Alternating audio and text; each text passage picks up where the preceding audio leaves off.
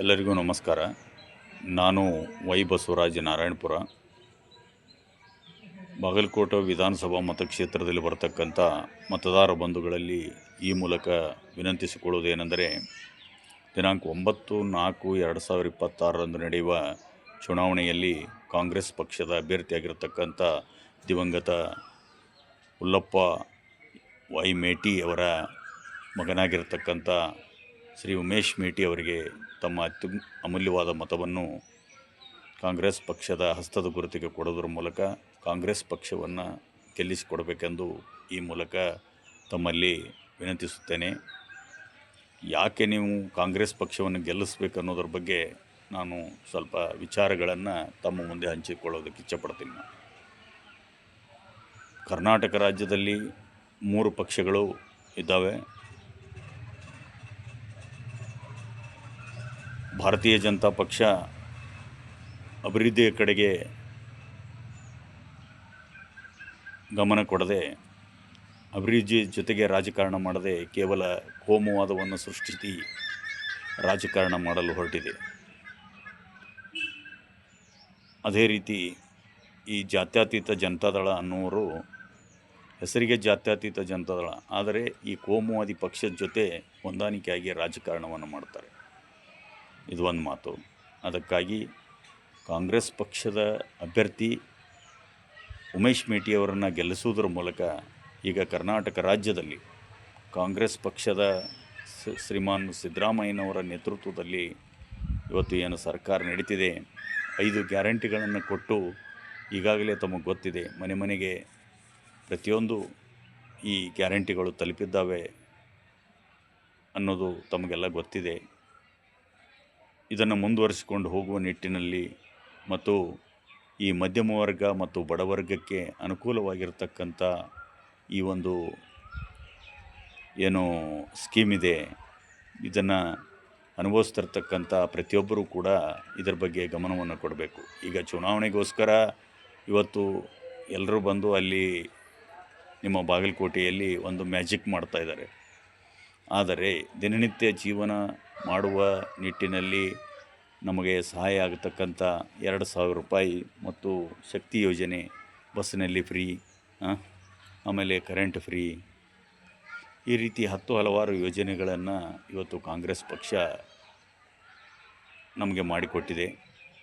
ಮತ್ತು ಈ ಆಲಮಟ್ಟಿ ಡ್ಯಾಮ್ ನಿಂಬಲ್ಲಿ ಏನದ ಅದು ಹುಟ್ಟಿದ ಮೇಲೆ ಆ ಹಿನ್ನೀರಿನಿಂದ ಎಲ್ಲ ಬೋರ್ವೆಲ್ಗಳು ಮತ್ತು ಎಡದಂಡೆ ಬಲದಂಡೆ ಕಾಲುವೆಗಳಿಗೆ ನೀರು ಆಗಿ ಇವತ್ತು ನೀರಾವರಿ ಸೌಲಭ್ಯಗಳನ್ನು ಪಡೆದು ನಾವು ರೈತಾಪಿ ಜನರು ಬದುಕು ಹಸನಾಗಿಸಿಕೊಂಡಿದ್ದೇವೆ. ಇವೆಲ್ಲವೂ ಕೂಡ ಕಾಂಗ್ರೆಸ್ ಪಕ್ಷ ಮಾಡಿರ್ತಕ್ಕಂಥ ಒಂದು ದಿಟ್ಟತನದ ಅನೇಕ ಯೋಜನೆಗಳು. ಇನ್ನು ಈ ಚುನಾವಣೆಯ ಉಸ್ತುವಾರಿಯನ್ನು ವಹಿಸಿಕೊಂಡಿರ್ತಕ್ಕಂಥ ಲೋಕೋಪಯೋಗಿ ಸಚಿವರಾಗಿರ್ತಕ್ಕಂಥ ಶ್ರೀ ಸತೀಶಣ್ಣ ಜಾರಕಿಹೊಳಿಯವರು ಈಗಾಗಲೇ ಶಿಗ್ಗಾಂವಿ ಉಪಚುನಾವಣೆಯಲ್ಲಿ ಅವರು ಜೇಬೇರಿ ಬಾರಿಸಿದಾಗಿನಿಂದ ಆ ಜನರ ಜೊತೆ ಯಾವಾಗಲೂ ಒಡನಾಟವನ್ನು ಇಟ್ಟುಕೊಂಡು ಯಾಸೀರ್ ಖಾನ್ ಪಠಾಣ್ MLA ಇವರ ಜೊತೆ ಇವರು ಕೂಡ ಅಲ್ಲಿಯ ಕ್ಷೇತ್ರದ ಜನತೆ ಬಂದರೆ ಅವರು ಕೆಲಸ ಮಾಡಿಕೊಡುವಂಥ ಒಂದು ಪರಿಪಾಠವನ್ನು ಇವರು ಅಳವಡಿಸಿಕೊಂಡಿದ್ದಾರೆ ನಾವು ನೋಡಿದಂಗೆ. ಅದೇ ರೀತಿ ನಿಮ್ಮ ಬಾಗಲಕೋಟೆ ಮಹಾಜನತೆ ಈ ಒಂದು ಚುನಾವಣೆಯಲ್ಲಿ ನೀವು ಇವರನ್ನು ಗೆಲ್ಲಿಸಿಕೊಟ್ರೆ ನಿಮಗೆ ಒಬ್ಬರಲ್ಲ, ಈ ಸತೀಶ್ ಜಾರಕಿಹೊಳಿ ಅವರಂತರೂ ಯಾವಾಗಲೂ 24 hours ಅವ್ರ ಮನೆ ಬಾಗಿಲು ತೆಗೆದಿರ್ತವೆ, ತಮಗೆಲ್ಲ ಗೊತ್ತಿದೆ ಕರ್ನಾಟಕ ಮಹಾಜನತೆಗೆ. ಮತ್ತು ಈ ಜಿಲ್ಲಾ ಉಸ್ತುವಾರಿ ಸಚಿವರಾಗಿರ್ತಕ್ಕಂಥ RB ತಿಮ್ಮಾಪುರ ಅವರು ನಿಮ್ಮ ಸಮೀಪದಲ್ಲಿದ್ದಾರೆ. ಮತ್ತು ಬೀಳಿಗಿ ಮತಕ್ಷೇತ್ರದ JT ಪಾಟೀಲರು, ನಮ್ಮ ಮುದ್ದೇಬಾಳ ಮತಕ್ಷೇತ್ರದ CS ನಾಡಗೌಡರು, ಈ ರೀತಿ ಪ್ರತಿಯೊಬ್ಬರೂ ಕೂಡ ಅಲ್ಲಿ ಶಾಸಕ ಮತ್ತು ಸಚಿವರು ನಿಮ್ಮ ಜೊತೆ ಇದ್ದಾರೆ. ಇಂಥ ಒಂದು ಉಪಚುನಾವಣೆಯಲ್ಲಿ ಮತ್ತು ಅನುಕಂಪದ ಒಂದು ಸಂದರ್ಭದಲ್ಲಿ ಈಗ ಹುಲ್ಲಪ್ಪ ಮೇಟಿ ಅವರು ಅಕಾಲಿಕ ಒಂದು ಮರಣವನ್ನು ಒಪ್ಪಿದ್ದಾರೆ. ಅವರು 5 ವರ್ಷಗಳ ಕಾಲ ಶಾಸಕರಾಗಿರಲಿ ಅನ್ನುವಂಥ ಮ್ಯಾಂಡೇಟನ್ನು ನೀವು ಆಶೀರ್ವಾದವನ್ನು ಮಾಡಿದ್ರಿ. ಆದರೆ ಏನೋ ದುರದೃಷ್ಟವಶಾತ್ ಅವರ ಮರಣ ಹೊಂದಿದ್ದಾರೆ. ಹಾಗಾಗಿ ಆ ಮನೆಯನ್ನು ಕೂಡ ನಾವು ಎತ್ತಿ ಹಿಡಿಬೇಕಾಗಿದ್ದು ಮಾನವ ಧರ್ಮ. ಈ ನಿಟ್ಟಿನಲ್ಲಿ ಮತ್ತು ಜನಸಾಮಾನ್ಯರಿಗೆ ಅನುಕೂಲವಾಗಿರತಕ್ಕಂಥ ಏನಾದರೂ ಪಕ್ಷ ಇತ್ತಂದ್ರೆ 140 ವರ್ಷ ಇತಿಹಾಸ ಇರತಕ್ಕಂಥ ಏನಾದರೂ ಪಕ್ಷ ಇತ್ತಂದ್ರೆ, ಜನಸಾಮಾನ್ಯರ ಕಷ್ಟಗಳಿಗೆ ಸ್ಪಂದಿಸ್ತಕ್ಕಂಥ ಏನಾದರೂ ಪಕ್ಷ ಇತ್ತಂದ್ರೆ ಅದು ಕಾಂಗ್ರೆಸ್ ಪಕ್ಷ, ಮತ್ತು ಯಾವ ಪಕ್ಷ ಅಲ್ಲ. ಕೇವಲ ಒಂದು ಕೋಮುವಾದವನ್ನು ಇಟ್ಟುಕೊಂಡು ಭ್ರಷ್ಟಾಚಾರ ಮಾಡಿ ತಮ್ಮ ಬೇಳೆಯನ್ನು ಬಯಸಿಕೊಳ್ಳೋದಕ್ಕೋಸ್ಕರ ಇದರಲ್ಲಿದೆ, ಪರವಾಗಿಲ್ಲ, ಏನೋ ಅವರು ರಾಜಕಾರಣ ಮಾಡ್ತಾರೆ ಮಾಡಲಿ. ಆದರೆ ಅವರು ಚುನಾವಣೆಗೋಸ್ಕರ ರಾಜಕಾರಣವನ್ನು ಮಾಡಿ ಆರಿಸಿ ಬಂದ ಮೇಲೆ ತಮ್ಮ ತಮ್ಮ ಮನೆಗಳನ್ನು ತುಂಬಿಕೊಳ್ತಕ್ಕಂಥ ಈ ಭಾರತೀಯ ಜನತಾ ಪಕ್ಷ ಮತ್ತು ಜಾತ್ಯತೀತ ಜನತಾದಳು ತಮಗೆಲ್ಲ ಗೊತ್ತಿರಬೇಕು. ನಾನೇನು ಹೊಸದು ಹೇಳೋಂಗಿಲ್ಲ. ಯಾಕಂದ್ರೆ ಸಾಮಾನ್ಯ ಜನರನ್ನ ಎಲ್ಲಿಡಬೇಕು ಅಲ್ಲೇ ಇಡ್ತಾರೋ. ಈ ಹೈಂದ ವರ್ಗವನ್ನಂತರೂ ಸೇರಂಗೇ ಇಲ್ಲ ಅವರು. ಸೊ ಮನೆ ಅಪಾವು ಹಂಗೆ ಬಳಸ್ಕೋಬೇಕು, ನಾವು ಹೆಂಗೆ ಇರಬೇಕು ಹಂಗೆ ಇರಬೇಕನ್ನುವಂಥ ಒಂದು ದುರುದ್ದೇಶ ಅವರಲ್ಲಿ ಅದ. ಹಾಗಾಗಿ ಪ್ರತಿಯೊಬ್ಬ ಸಮಾಜದ ಕಟ್ಟಕಡೆ ವ್ಯಕ್ತಿಯೂ ಕೂಡ ಇವತ್ತು ವಿಚಾರ ಮಾಡಿ ನೀವು ಈ ಚುನಾವಣೆಯಲ್ಲಿ ನೀವು ಮತವನ್ನು ಚಲಾಯಿಸ್ಬೇಕಾಗ್ತದೆ. ನಾವು ಕೂಡ ನಮ್ಮ ಗೆಳೆಯರು, ಸಂಬಂಧಿಕರು, ಇನ್ನಿತರ ಯಾವುದು ರಾಂಪುರ ಜಿಲ್ಲಾ ಪಂಚಾಯತಿ, ಶಿರೂರು, ಅಮೀನಗಡ, ಕಮತಗಿ, ಹೀಗೆ ನಮಗೂ ಗೊತ್ತಿದೆ. ಎಲ್ಲ ಕ್ಷೇತ್ರಗಳಲ್ಲಿ ನಾವು ಒಂದು ಪರಿಚಯನ ಇಟ್ಕೊಂಡಿವಿ, ಸಮಾಜ ಸೇವೆ ಮಾಡ್ತೀವಿ.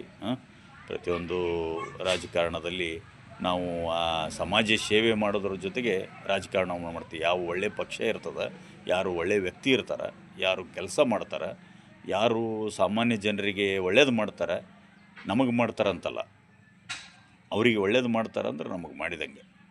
ನಾವು ಹೋರಾಟ ಮಾಡ್ತಾ ನೋಡ್ತಾ ಬಂದಿದ್ದೀವಿ. ಹಾಗಾಗಿ ಈ ಸಿದ್ದರಾಮಯ್ಯನವರ ನೇತೃತ್ವದ ಏನು ಕಾಂಗ್ರೆಸ್ ಪಕ್ಷ ಇದೆ, ಇವತ್ತು ಎಲ್ಲ ಸರ್ವ ಜನಾಂಗವನ್ನು ಕೊಂಡೊಯ್ಯತಕ್ಕಂಥ ಏನಾದರೂ ಪಕ್ಷ ಇತ್ತಂದ್ರೆ ಅದು ಕಾಂಗ್ರೆಸ್ ಪಕ್ಷ. ಅದಕ್ಕೆ ದಯವಿಟ್ಟು ತಾವು ಬಾಗಲಕೋಟ್ ಮತದಾರ ಬಂಧುಗಳು ಈ ಒಂದು ವಿಷಯವನ್ನು ಬಹಳ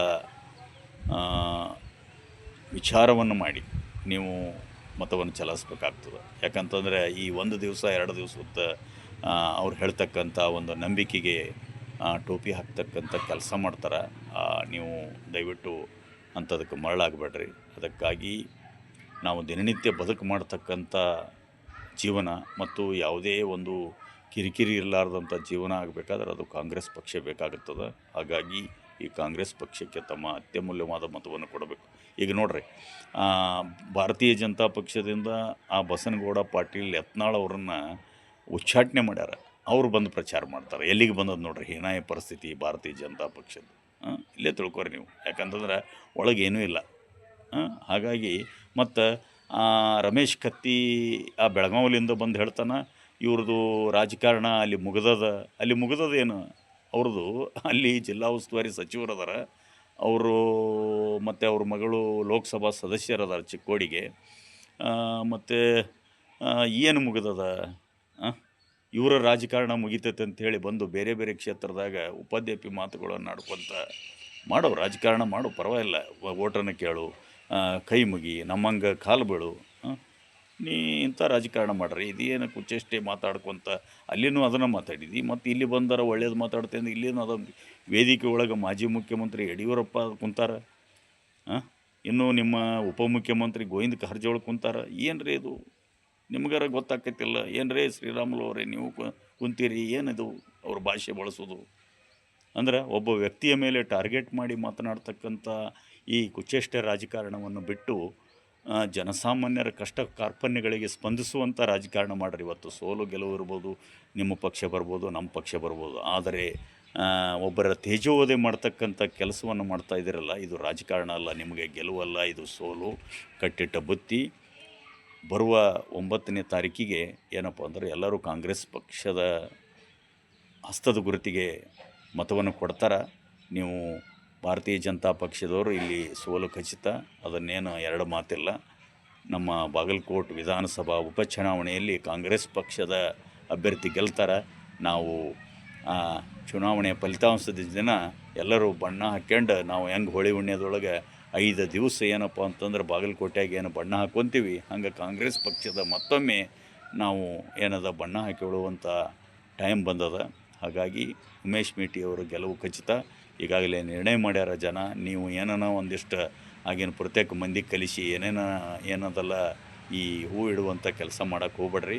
ನಮಗೆಲ್ಲ ಗೊತ್ತಿದೆ ರಾಜಕಾರಣ. ಹಾಗಾಗಿ ನೀವು ಸೋಲಾಗಿದೆ. ಸುಮ್ಮನೆ ವೀರಾನಂದ ಚರಂತಿಮಠ ಅವರು ಯಾರನ್ನೂ ಹಚ್ಕೊಳ್ಳೋದಿಲ್ಲ. ಅವ್ರು ಹೆಂಗಂದ್ರೆ ನಾನೇ ಅನ್ನುವಂಥ ಒಂದು ಮನುಷ್ಯಾಗ ಒಂದು ಸ್ವಲ್ಪ ಇದದ, ಸಾಮಾನ್ಯ ತಗ್ಗಿ ಬಗ್ಗೆ ಹೋಗೋದಿಲ್ಲ. ಇಲ್ಲಿ ಉಮೇಶ್ ಮೇಟಿ ಅವ್ರ ಮನೆಗೆ ಸರ್ವ ಜನಾಂಗದವರು ಏನಪ್ಪ ಅಂತಂದ್ರೆ ಯಾವಾಗಲೂ ಬಾಗಿಲ ತೆಗೆದಿರ್ತದೆ ನಾವು ನೋಡಿದಂಗೆ. ಯಾಕಂದ್ರೆ ಅವರು ಜನತಾದಳದಾಗಿದ್ದರು, ಕಾಂಗ್ರೆಸ್ನಾಗಿದ್ದರು, ಅಹಿಂದದಾಗಿದ್ದರು, ABPJD ಎಲ್ಲ ನೋಡೀವಿ ನಾವು. ನೋಡಿದಂಗೆ ಅವರು ಯಾವಾಗಲೂ ಕೂಡ ಸರ್ವ ಜನಾಂಗವನ್ನು ಪ್ರೀತಿಸ್ತಾರೆ. ಈ ಮೇಲು ಕೇಳು ಅವ್ರ ಬಳಿ ಜಾತಿ ಧರ್ಮ ಇಲ್ಲ. ಅವ್ರ ಬಳಿ ಹುಟ್ಟಿರ್ಬೋದು, ಇವತ್ತು ಕುರುಬ ಸಮಾಜದಲ್ಲಿ ಹುಟ್ಟಿರ್ಬೋದು, ವಾಲ್ಮೀಕಿ ಸಮಾಜದಲ್ಲಿ ಹುಟ್ಟಿರ್ಬೋದು, ಅದೇ ನಮ್ಮ MB ಪಾಟೀಲರು ಲಿಂಗಾಯತ ಸಮಾಜದಲ್ಲಿ ಹುಟ್ಟಿರ್ಬೋದು, ನಮ್ಮ ಶಿವಾನಂದ ಪಾಟೀಲರು ಲಿಂಗಾಯತ ಸಮಾಜದಲ್ಲಿ ಹುಟ್ಟಿರ್ಬೋದು, ನಮ್ಮ ವಿಜಯಾನಂದ ಕಾಶ್ಯಪ್ಪನವರು ಲಿಂಗಾಯತ ಸಮಾಜದಲ್ಲಿ ಹುಟ್ಟಿರ್ಬೋದು. ಆದರೆ ಆ ಎಲ್ಲ ಜಾತಿಯನ್ನು ಅವರು ಹೊಂದಾಣಿಕೆ ಮಾಡಿಕೊಂಡು ಹೋಗ್ತಾರೆ ಅನ್ನೋದಕ್ಕೋಸ್ಕರ ಅವರಿಗೆ ರಾಜಕಾರಣ ಸಿಕ್ಕದು. ಇಲ್ಲಿ ಜಾತಿ ಮುಖ್ಯ ಅಲ್ಲ, ನೀತಿ ಮುಖ್ಯ. ನೀತಿ ರಾಜಕಾರಣ ಏನಾದರೂ ಮಾಡ್ತಿತ್ತು ಅಂದ್ರೆ ಅದು ಕಾಂಗ್ರೆಸ್ ಪಕ್ಷ.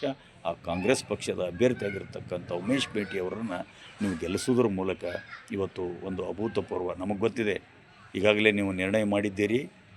ನಾನು ಕೂಡ ಸಾಕಷ್ಟು ಪ್ರಚಾರದಲ್ಲಿ ಭಾಗವಹಿಸಿ, ಯಾಕಂತಂದ್ರೆ ನಮಗೆ ಯಾರೂ ಕರಿಬೇಕಂತಿಲ್ಲ, ನಾವು ಹೋಗಬೇಕು. ಆ ಒಂದು ಪಕ್ಷದ ಸಿದ್ಧಾಂತವನ್ನು ಒಪ್ಪಿ ನಾವು ಪ್ರಚಾರವನ್ನು ಮಾಡಬೇಕಾಗ್ತದೆ. ಪ್ರತಿಯೊಬ್ಬ ಮಾನವೀಯತೆಯ ಮೌಲ್ಯವನ್ನು ಹೊತ್ತಿರತಕ್ಕಂಥ ಮನುಷ್ಯ.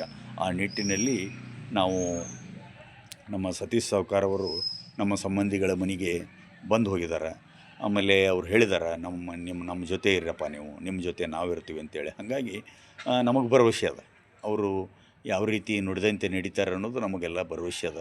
ಹಾಗಾಗಿ ನಾವು ಕೂಡ ಅವ್ರಿಗೆ ಹಿಂದೆ ಹೇಳಿ ನೋಡಪ್ಪ ಹಿಂಗದ, ಸಾಹೇಬ್ರು ಇರ್ತಾರೆ. ಮತ್ತು ಇನ್ನುಳಿದ ಎಲ್ಲ ಸಚಿವರ ಬಗ್ಗೆ ನಮ್ಮ ಯಾರು RB ತಿಮ್ಮಾಪುರ ಜಿಲ್ಲಾ ಉಸ್ತುವಾರಿ ಸಚಿವರು ಅದಾರ, ಏನಾನ ಸಮಸ್ಯೆ ಇತ್ತಪ್ಪ ಅಂತಂದರೆ ಇಲ್ಲಿ MLA ಅವರಿಗೆ ಉಮೇಶ್ ಮೇಟಿ ಅವ್ರಿಗೆ ಕೇಳೋನು, ಮತ್ತು ನಮ್ಮ ಯಾರು RB ತಿಮ್ಮಾಪುರ ಅವ್ರಿಗೆ ಕೇಳೋನು, JT ಪಾಟೀಲ್ರಿಗೆ ಕೇಳೋನು, ಮತ್ತು ನಮ್ಮ ಇನ್ನೊಂದು ಕ್ಷೇತ್ರ ವಿಜಯಾನಂದ ಕಾಶ್ಯಪ್ಪನವ್ರಿಗೆ ಕೇಳೋನು. ಈ ರೀತಿಯಾಗಿ ನಾವು ಎಲ್ಲರೂ ಕಾಂಗ್ರೆಸ್ ಅಂತಂದ್ರೆ ಇದು ಒಂದು ಕುಟುಂಬ ಇದ್ದಂಗೆ. ಹಾಗಾಗಿ ನೀವು ಯಾರೂ ಧೃತಿ ಕೆಡಬೇಕಾದಂಥ ಅವಶ್ಯ ಇಲ್ಲ. ಏನಪ್ಪ ಲೀಡರ್ ನಮ್ಮನ್ನು ಕರೀಲಿಲ್ಲ ನಮ್ಮೂರಾಗ, ಕೆಲವರು ಇರ್ತಾವೆ ವ್ಯತ್ಯಾಸಗಳು, ಅದನ್ನೆಲ್ಲ ಸರಿಪಡಿಸಿ ಅದನ್ನು ಕೊಂಡಿಯಾಗಿ ನಾವೆಲ್ಲ ಕೂಡ ನಿಮ್ಮ ಒಂದು ಮತದಾರರ ಧ್ವನಿಗೆ ನಾವು ಧ್ವನಿಯಾಗಿ ನಡಿತೀವಿ. ಯಾವುದೋ ಒಂದು ಇದಕ್ಕೆ ಏನು ಅವಕಾಶನೇ ಇಲ್ಲ. ಬೇಕಂತಂದ್ರೆ ನಮ್ಮ ಮೊಬೈಲ್ ತೊಗೊರಿ, ಮೊಬೈಲ್ ನಂಬರ್ ತೊಗೊರಿ ನೀವು, ನಾನು ಭರವಸೆ ಕೊಡ್ತೀನಿ. ನನ್ನ ಮೊಬೈಲ್ ನಂಬರ್ 9900994835.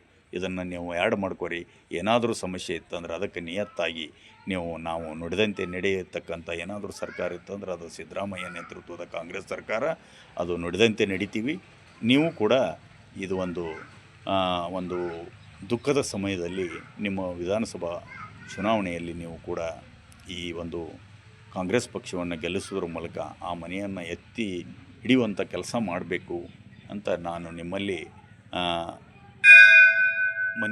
ವಿನಮ್ರವಾಗಿ ಮನವಿಯನ್ನು ಮಾಡಿಕೊಳ್ತೀನಿ. ಅದಕ್ಕಾಗಿ ತಾವುಗಳು ಈ ಉಮೇಶ್ ಮೇಟಿ ಅವರಿಗೆ ಆಶೀರ್ವದಿಸಬೇಕೆಂದು ಮಗದೊಮ್ಮೆ ತಮ್ಮಲ್ಲಿ ಕೈ ಮುಗಿದು ಬೇಡಿಕೊಳ್ಳುತ್ತೇನೆ.